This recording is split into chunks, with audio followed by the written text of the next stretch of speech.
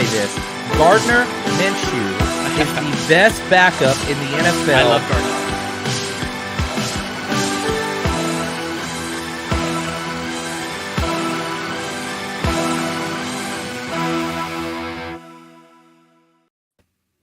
Welcome again to 30 Minutes of Football with Legit Football. I am your host, Brian McFadden. Today is Tuesday, August 30th, 2022, and I can't keep up with the news that's coming out today. It is officially Final Cut Day, and no one better to have on this show than my man, John Chapman of 49ers Rush. John, how's it going, dude?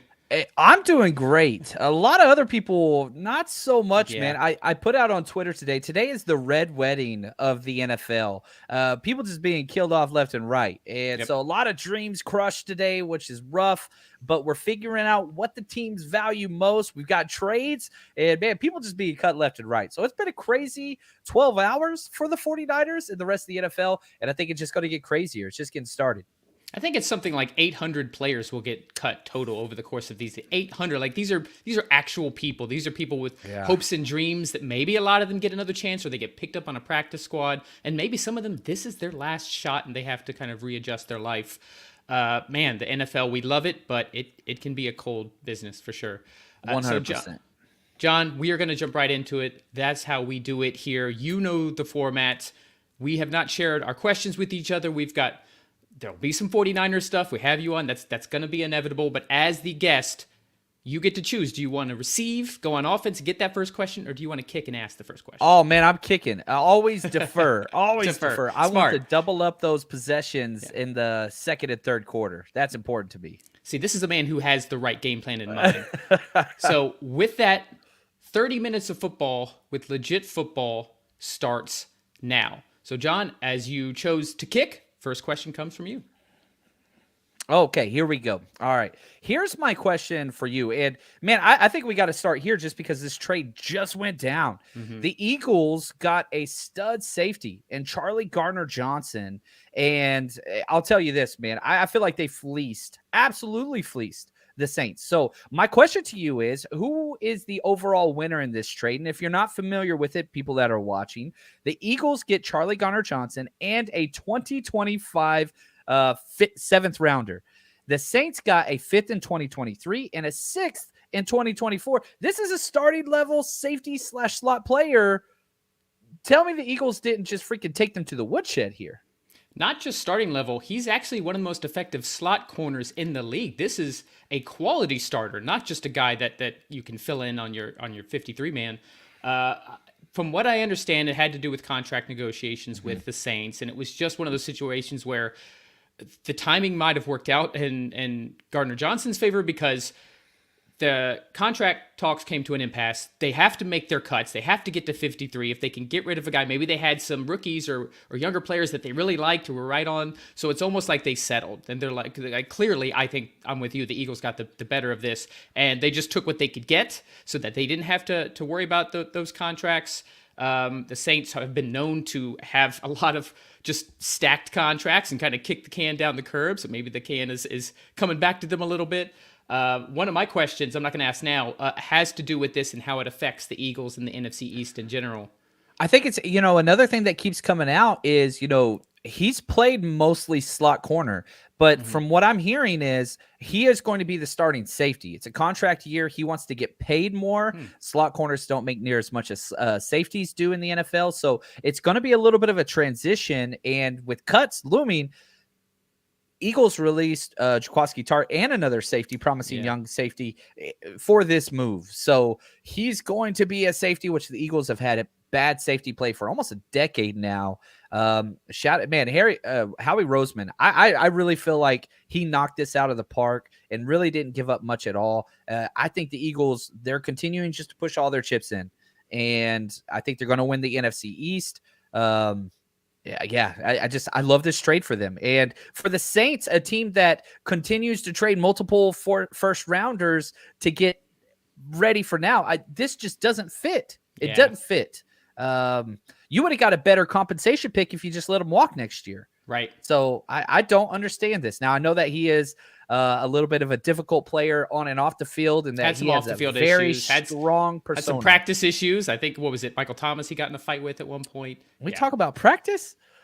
I'm just joking. Yeah, Shout practice, out AI. man. All right. Eagles won that one by a mile for me. Yeah, I completely agree. And I'm not going to ask you the NFC East Eagles question yet, but we are going to revisit this exact situation and how it relates to the East. But we have to start with the man that's pictured behind our timer.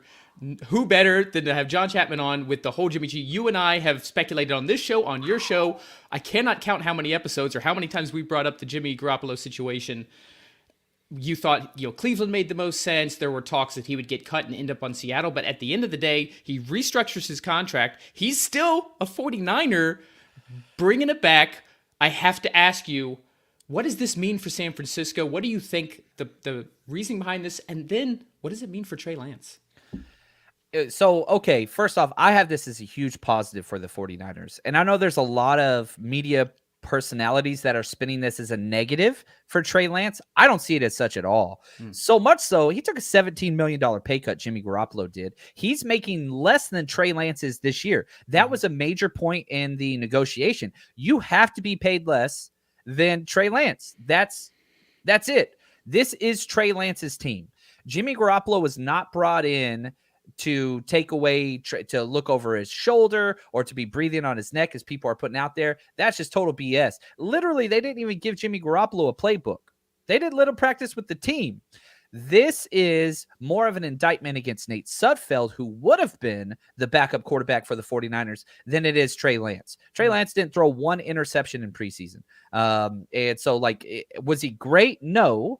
But this is the same team that traded 3 first-round picks to go get him. It's Trey's team. Kyle Shanahan and John Lynch and Jed York, the owner, have all reiterated that time and time again. The money, all those things. Now, why would Jimmy do this? I can tell you this. The biggest thing that he wanted was a no-trade clause.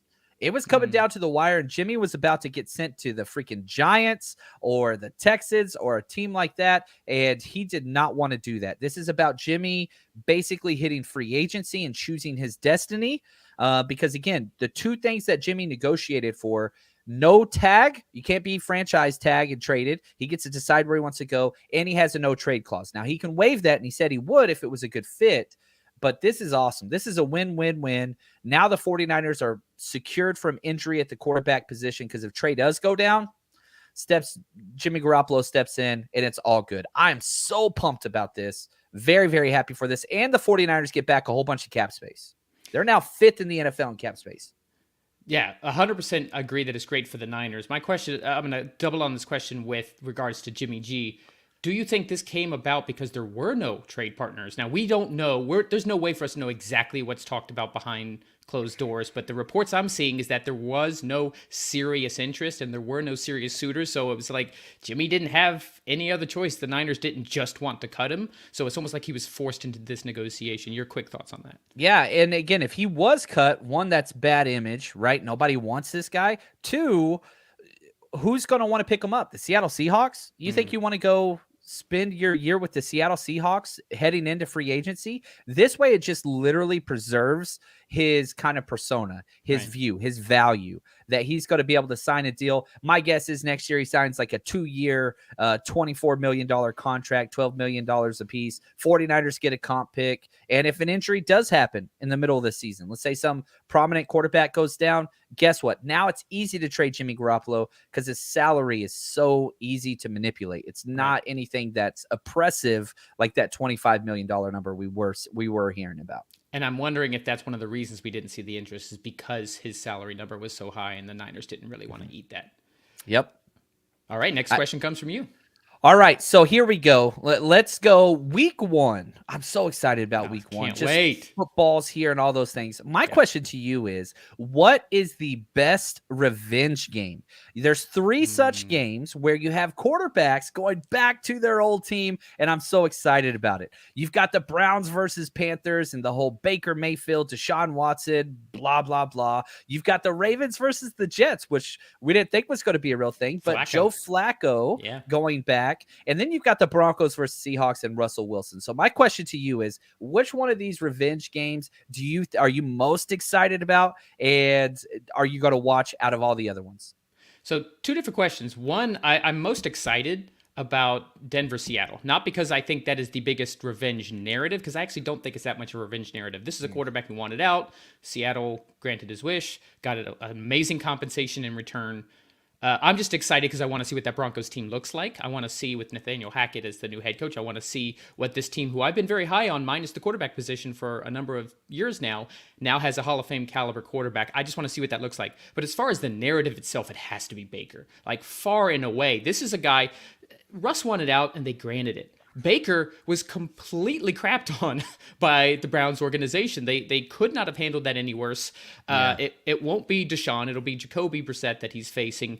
But he's already said, like, he is not pulling punches. Which I do love that about Baker. He's not what you would call canned or politically correct when it comes to responses. He said he wants to F them up. Like, he wants to go Baker's at never the been Browns. candid. Ever. Yeah. And that's we appreciate players because there's so many players who just give like pre-packaged responses. So this means a lot to him. He's being very clear that it means a lot to him. And I think there's a, not crazy chance that the Panthers can pull this off. It is in Carolina. It's at home. I think Baker's going to be very motivated. He actually has looked pretty good in the preseason. I think he's a better quarterback than Jacoby Brissett. So while I like the roster for Cleveland better, and I'm not making my game picks yet. We'll save that till next week. But I'm starting. If I was making game picks now, this would not be an easy one. But as far as just the narrative, I just love the idea of Baker Mayfield taking it to Cleveland in week 1. What about you? Yeah, man. I hate Baker Mayfield. I'm a Longhorn. I can't stand him. I couldn't stand him with the Browns. But Browns deserve everything coming their way. There's no doubt about it. And the whole Flacco versus Ravens, it's fun and cute, whatever. But man, Broncos versus Seahawks. I've never been able to root for Russell Wilson. I'm going to be cheering for Captain Cringe and let's ride. Let's ride. That's what I'm pulling for. Yeah, Broncos country. Let's go. Like, I'm going for the Broncos, and I hope they win 52-7 and just destroy the Seattle Seahawks. I'm so excited about that game. Yeah, like I said, I'm excited to watch. If I'm only choosing one of these games, which I won't, I'll cover all of them. It is that Denver Seattle game and Monday Night Football. I mean, come on, like the NFL schedule makers, they knew what they were doing. All right, we're going to switch gears slightly. I want to talk to you about the Lamar situation. So we know that he's been negotiating his own contract. We know he's had deadlines saying, I don't want to negotiate after the season starts. But some of the things that are starting to leak out, and actually we put this in today's Legit Football edition. He's been saying some stuff on social media hinting that he wants a fully guaranteed contract, kind of in the Deshaun Watson veil. Reports that we've seen are that the Ravens have offered him more than Kyler got, and he has turned that down. He should. He's way better than Kyler in every way. Correct. This guy's a former MVP of the league. And then finally, there was and I don't like to put too much stock into this, but we're still not at the season. We need to talk about the juicy stuff. Somebody put out a jersey and him, or a Twitter photoshopped of him in a Dolphins jersey, and he liked it. And there's been certain talk of that he's from South Florida. Yeah, that that's he what I would was gonna kind of say. like to go to that. I think he'd be a great fit in the McDaniel-Shanahan offense, but we're not going there yet. I want to ask you your prediction, John. How do you think this all plays out? It rings Kirk Cousins to me, right? And I hate that. Now, Kirk Cousins and Lamar Jackson, nothing to like as quarterbacks, but you have this quarterback that is an upper echelon. I don't think Kirk Cousins is, but Kirk Cousins bet on himself, and he was a part of an organization, Washington, that was just trash, and he took advantage of them with that franchise tag. Yep. And it has reaped rewards for Kirk Cousins. He has made so much money. He's not even that good. Dude is banked. He's not a top 10 quarterback, but he is getting paid top 6 money every single year, fully guaranteed. He bet on himself. And Lamar, guess what? He has bet on himself throughout this entire journey. You remember when they wanted to force him to run the 40 and he's like, nope, not going to do it. Quarterback only. Yep. So if the Ravens don't pay him, they're going to have to franchise him next year. Okay, cool. He gets a crap load of money. You're going to franchise him the second time. Now you're talking, $45 million plus, and then they're going to have to let him go. So he's betting on himself. I freaking love it. I don't know if they don't get a deal done this year. if they don't get a deal done this year, I do not believe Lamar Jackson will be a Raven long term. I know you That's talked what I about wanted to hear. Miami. That's what I wanted to hear.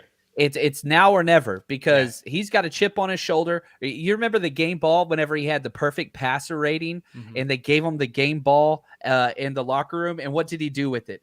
He huddled it like this. He's like, not bad for a running back. He's a chip guy. And I love that. And I love Lamar Jackson. He's incredible. Yeah, does he have some deficiencies? For sure. Does he need to work on some things? Sure. But the Ravens aren't helping him with that. You went and got rid of his number one receiver. You're not helping him. And so why would you give them a discount? Why? Fight for your money, man. I am always going to side on the player side. Almost always. Right. So if he doesn't get a deal done, his time with the Ravens is going to be limited to the next 18 months. Which is fascinating because this is a team who, unless something catastrophic happens, is probably going to be a playoff team. So you're not going to be in a position to get a good quarterback. If you lose Lamar, that's going to set back the Ravens a lot. So I wonder how much they consider that during these contract negotiations, and perhaps they should. But because being in quarterback purgatory, trust me, as a Dolphins fan, it's not a place you want to be. No, it's not. Not. And the 49ers sitting over here with a plethora of QBs. We're just throwing them around, so we okay. you got extras. You got QBs to spare. That's right. So we have just under a minute. John, do you have a quick question as we lead into halftime? Sure, right here. Most likely to miss the playoffs in the AFC that made it last year. I'm giving you two teams. The Patriots or the Bengals. Most likely to miss the playoffs this year in the AFC. To me, that's an easy one. I don't think the Patriots are making the playoffs. I have been down on them since the beginning of the offseason, before we even knew that this weird play calling, that they were installing a new offense, all of that. I just thought the loss of Josh McDaniels would be huge. But everybody gave Belichick the benefit of the doubt. I think we're starting to see, and I know it's preseason, I'm not trying to put too much stock in it, but that offense has looked awful. The Patriots team has not looked very good. And not just that, the reports from the joint practices have not been good. So we're not even talking about the performances in the game. So I think they could be in for a losing record. And I know that's crazy to think for a Belichick-led team, but I don't know if it's his ego or what, but I just think they don't have a plan. Or at least they appear to not have a plan. I almost think he's leaning on his laurels a little bit. What are your thoughts? Yeah, I don't think either one of these make the playoffs. Oh, what's that? We got a little visit from an angel above. I love that. Is the halftime angel? Quick 2-second thoughts on the Patriots before we. I don't think either make it. I don't like their roster. Bengals. I don't think the Bengals make it either. I really don't. That conference is good, and I think the Ravens are going to kind of take their spot. Spicy. I love it. So we have reached halftime, and first we want to hear from our friends. Fantasy Football Blueprint. They sponsored our newsletter today. Fantasy Football Blueprint offers a truly unique and patented cheat sheet for all those fantasy drafts you guys are having out there, with a full suite of draft, in-season, and daily fantasy tools, all for one low package price, including the next 3 weeks free for Legit Football subscribers. Just go ahead and try it out. You got nothing to lose and a full money-back guarantee. That's how much Fantasy Football Blueprint is confident in the cheat sheet that they're offering to you guys. Just go to fantasyfootballblueprint.com or click the link in today's Legit Football email. Not a subscriber? Go over to legitfootball.com, enter your email address. You will get today's edition, and you can go ahead and get that 3 weeks free from Fantasy Football Blueprint. As always, let's hear from our guest. John, tell everybody where they can find you. Yeah, 49ers Rush Podcast. If you know anybody that's a Niners fan, we got you. Just type in John Chapman or 49ers Rush anywhere you want to go. And if you want to learn more about football, the X's and O's, the scheme and all that stuff, over on Patreon, we break down every single offensive, defensive, special team snap of every single game with coaching tape, walking you through so you understand. And if you want to do that, just head to patreon.com, 49ers Rush Podcast, and you'll be able to get that as soon as you sign up. You get every single thing from the last 2.5 years, every single offense, defensive play broken down for you.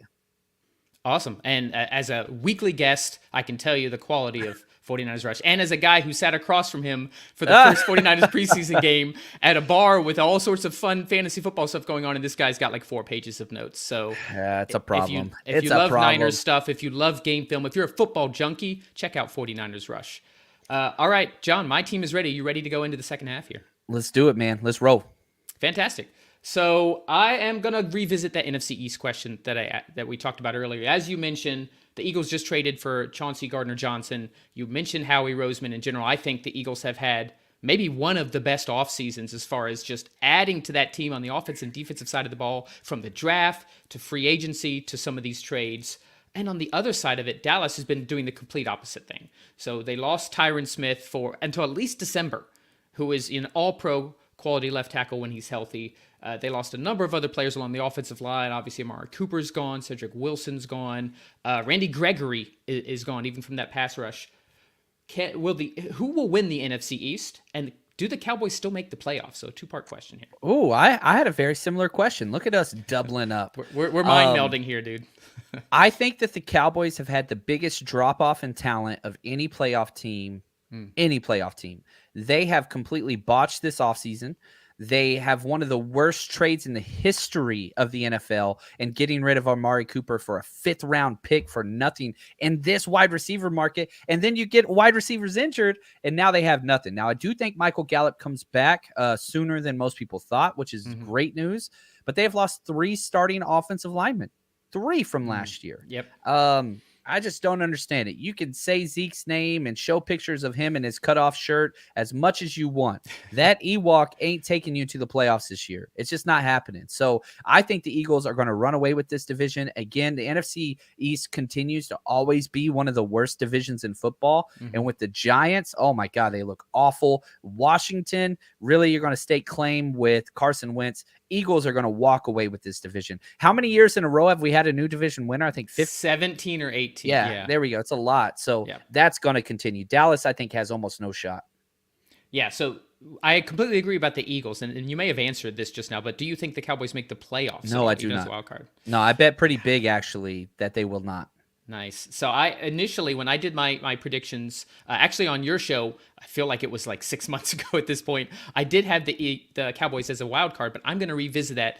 Here's a quick teaser. We're doing a season prediction show. I'm bringing on Rich Jodice, Pro Football Demon. It's going to be next Tuesday, so the last show before the season starts, and I'm not sure I'm still going to have the Cowboys in there, so there's a little teaser.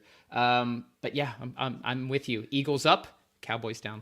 Yeah, by a considerable margin. Just gonna be honest. It's and so here I want to do this. I'm gonna partner off this if you don't mind. My next question: who has had the worst offseason, the Cowboys or the Cardinals? That's actually a fascinating question. You and I have obviously talked a lot about the NFC West on your show. I have to actually say Dallas. Yeah, because at the end agree. of the day, with the amount of talent that they lost for a team that was one of the best teams in the NFC last season, won the division, had one of the top seeds, and just has completely seemed to go in the complete opposite. And who did they add at the end of the day? Who did they really add? They really need their rookie wide receivers to step up. They need their offensive line holes to be filled quickly. And I'm just not seeing it. No. They just released, here's another, not that this is indicative of anything, but they released all their backup quarterbacks, all of them. Dak is the only quarterback making the 53 roster, so they waived Will Grier and Cooper Rush today. So that news came out shortly before we started recording. So as we stand now, they don't even have a backup quarterback for Dak Prescott, which once again, that's not the worst thing that's happened, but it's just kind of like, what is going on here? Are we seeing them set up so that McCarthy fails and they bring in Sean Payton next year? John, it's insane. One of the worst head coaches in football. It's just a bad situation that's just going to keep getting worse. And I'm all here for it. As a Niners fan who grew up in Dallas, yeah, I want to watch it all just crumble. But like crumble from what? They have 2 playoff wins in 24 years? Like I'm not too worried. Yeah, I'm just starting to question. A lot of their success on defense last year was turnover driven, and that's just something that is very, very difficult to translate one season to a next. They were actually one of the worst as far as letting up yards, but then I think they led the NFL in turnovers. That's not indicative of how good a defense is. So I just think the defense is going to struggle. I mean, Micah Parsons he's amazing. Fantastic, amazing. No downplaying that. DeMarcus Lawrence, when he's healthy, is fantastic. They still have pieces. CeeDee Lamb, great, but they don't have a lot of depth all of a sudden, and they don't have a lot of the top-end talent that they had. Yeah, crazy. No, I'm not a fan. Let's switch gears a little bit. Let's talk about my Dolphins. Oh. So the last preseason game, we've seen a lot of hype social media videos around Tua throwing deep and Tyreek catching. We got to see it a little bit. It was a connection. I actually, and maybe this is my bias showing, I thought that, so Tua, very first play of the game, final preseason game against the Eagles, 51-yard bomb to Tyreek. Didn't lead him, threw it to the left. I like to think he led it away from the coverage. But the point is, even after that, they had like a nice 14-yard connection, and the Dolphins drove down the field, scored. The Dolphins backups, they ended up winning like 48-10 over the Eagles. My question to you, John, is the Tua-Tyreek hype real? I think Tyreek is that good of a player. I don't mind Tua. I think Tua is a average quarterback in the NFL, very similar to Jimmy Garoppolo. I think they're so comparable, their play style. Tua doesn't have a rocket arm. He's never had a rocket arm. And I don't think that is what Tyreek needs to be successful. I think what Tyreek needs to be successful is a play caller, not necessarily a great quarterback. Now, Mahomes is great, and he's going to do whatever. You just got to find ways to get Tyreek in space. Look at what Deebo did last year. Mm-hmm. And the reason why I bring that up is, guess who the offensive, one of the minds behind that, Mike McDaniel, was there with Deebo. Deebo didn't have many deep catches. He had a couple. You get him the space moving underneath.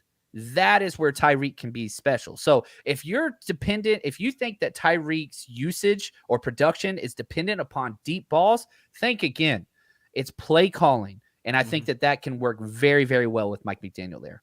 Yeah, I agree. I have tried not to get excited about this Dolphins team, but I feel the optimism, the hope, the hype rising in me as a lifelong Dolphins fan, as someone who studies the league too, just seeing what Tyreek is able to do, seeing what he's capable of doing.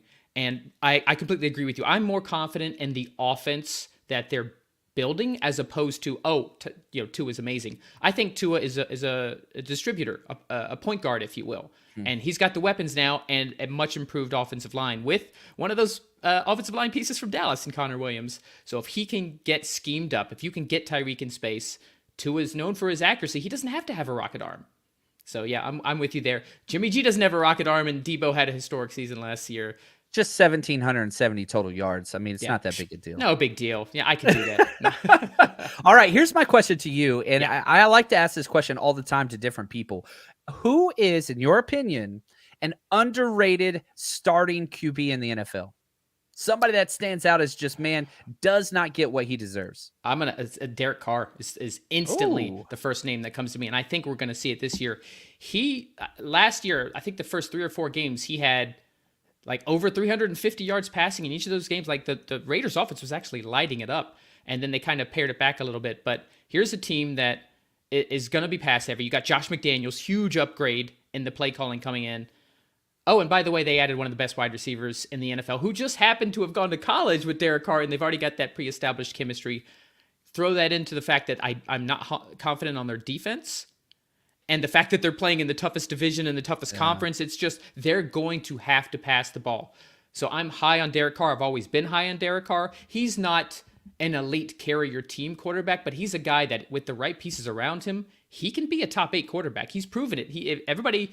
They kind of forget, I think it was 2017, where he was on an MVP trajectory season before, I think it was his leg injury right towards the end of the season. But he was on an MVP caliber season before that happened. And he has that capability. Now he's got the pieces around him. They don't have a great running game. But man, they're going to have to play from behind. I really like Derek Carr going into the season. I think we're going to see some fun shootouts in the AFC West. Who's a QB that you have your eye on that maybe gets a little under the radar? This player has never received one vote for an all-pro quarterback. Never received one vote in his entire career. That's Russell Wilson.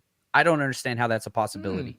And again, this is coming from somebody that can finally appreciate Russell Wilson without breaking my heart every freaking time he steps on the field. So Russell Wilson, I know, the trade and the pay and all those things I think do fit there. Mm-hmm. But again, the fact he's never had one first team all-pro vote is crazy to me. That's fascinating. I think that will change this year. Yeah. Never won an MVP, won one Super Bowl, nearly won another. Yeah, I'm with you. It's crazy to think of Russell Wilson as underrated, but I tell you, if that Broncos team goes far, he's going to hopefully get the attention that he deserves. I like it. We're going to revisit. Actually, no, I'm going to pivot. we're going to bring another Niners question in here. Okay. So I like that. I put this poll up on Twitter last week, and we mentioned Deebo about how great a season he had last year. He's still, at least from the outside perspective, wide receiver one, but we have seen nothing but positive come out about Brandon Aiyuk. So I'm going to ask you what I asked on Twitter.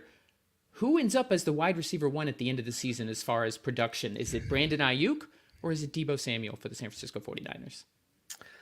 That's a great question. There's no doubt that Aiyuk's skill set matches Trey Lance much better. Down the field throwing, creates space on his routes, things like that. Deebo matched perfectly with Jimmy Garoppolo. So here's this is rough. I'm gonna pin you to it. I want to hear it. I'm staying with Deebo. Okay. Because I do believe the talent of Deebo is just superior. I believe Shanahan will continue to find ways to use Deebo in a way that works, but it's going to be closer than people think. Last year was like 1,770 yards for Deebo and like 900 for Aiyuk. It's going to be a lot closer. But I do think that they're going to have two 1,000-yard seasons at the wide receiver position. I think that's huge. And don't forget, you still got George Kittle, number 8-5 out there, snagging some targets as well, which really not bad as a third wide receiver option. Yeah, I agree with you. I do think it'll be much closer, but I do agree that Deebo will end up as wide receiver one from a yardage standpoint. And Twitter agrees with you too. It was actually 75-25. So I'll take it. Not a lot and of Twitter's always right. They've never been wrong about anything. Not anything in the entirety of the history of Twitter. So if Twitter says it, must be true. I like it. All right. Next question for you, John. Okay, here we go. I need you to pick two, okay, of these four options in the AFC. Which two of these AFC teams did not make the playoffs last year, will make the playoffs this year? You got to pick two, all right? Okay. We got the Dolphins, Ravens, Colts, and Chargers. You can only pick two. Dolphins, Ravens, Colts, Chargers. None of them made the playoffs this year. Which one of those are the two most likely to sneak in this year? So I'm going to say the Chargers for sure. You know, I think they were basically a playoff team last year, and I have them going, you know, once again, I haven't done the predictions for next week, but chances are I'm going to have them either in the AFC Championship or close. And I have to say, even though I like all of those teams to be there and the Ravens, but I'm going to say the Colts mainly because of the AFC South.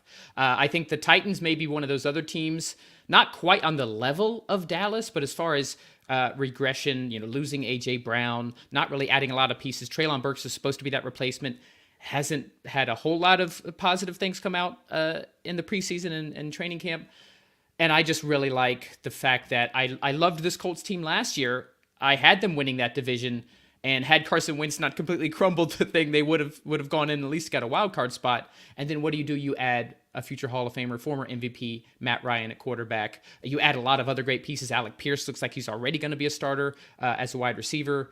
Darius Shaq Leonard looks like he's trending towards being healthy. You add Stephon Gilmore in the secondary. I just really like a lot of what they've done, but most importantly, the division that they're in. Even though I'm higher on Houston, you play the Jaguars, I just think it's hard for the Colts not to make it. I love the Ravens, and I'm probably going to have them in the playoffs, but you do have to deal with the Bengals, who just went to the Super Bowl, the Browns. Jacoby Brissett puts the arrow down, but that's still a very talented roster.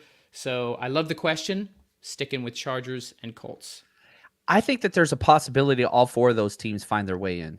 Oh, yeah. I really do. Which is why the question was good, because I had to, I kind of like all of those as playoff teams, but you made me stick to two. So I'm going to have a similar question, maybe to close this out. And it could be AFC or NFC, who's a surprise playoff team? It can be a team that was in last year that people are just writing off. It can be a team that people are not putting in. But if you had to say, okay, this team is a good chance to kind of surprise some people and maybe sneak into that 6 or 7 seed, who would you pick? I don't even think sneak in. I have this team possibly winning the division. The Minnesota Vikings. Yeah, that's who I was thinking. I think the Packers got worse. I really do. And I think the Vikings got better.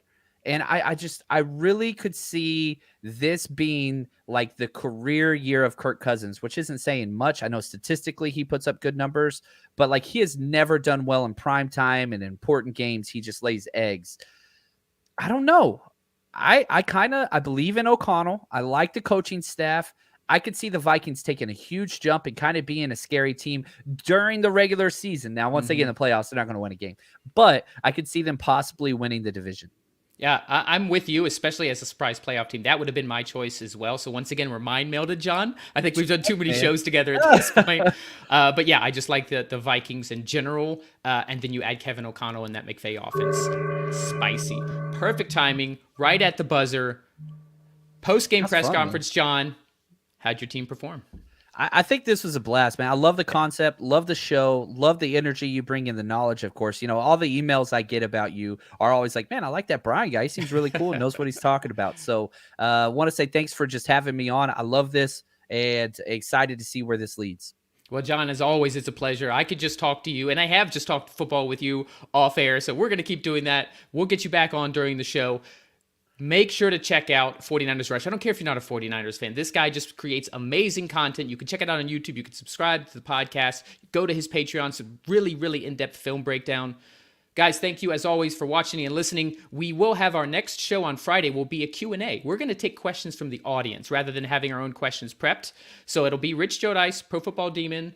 Really cool, exciting announcement with regards to Pro Football Demon as well. So this Friday, 1 p.m. Eastern, 10 a.m. Pacific. Come bring your questions. Check out 49ers Rush. Check out legitfootball.com. This has been 30 Minutes of Football with Legit Football.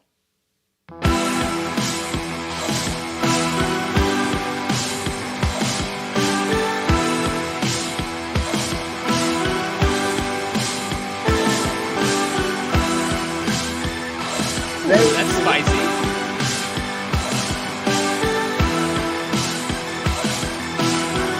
We'll say this.